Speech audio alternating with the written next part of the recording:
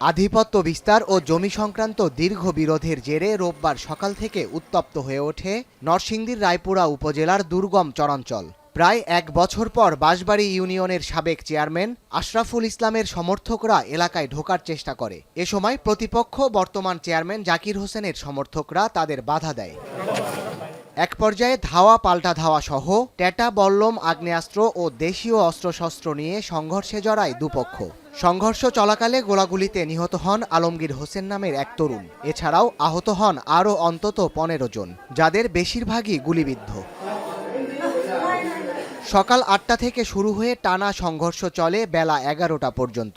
এরপর দুপুরের দিকে পুলিশের উপস্থিতির খবরে পরিস্থিতি কিছুটা শান্ত হয়, তবে এখনও বিরাজ করছে থমথমে পরিস্থিতি।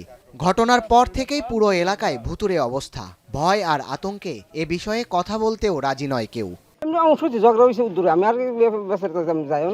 আমার বাপের আমার ভাইয়ের ক্ষেত বাড়ি সব দল করে 18 বছর ধরে খাইতেছে।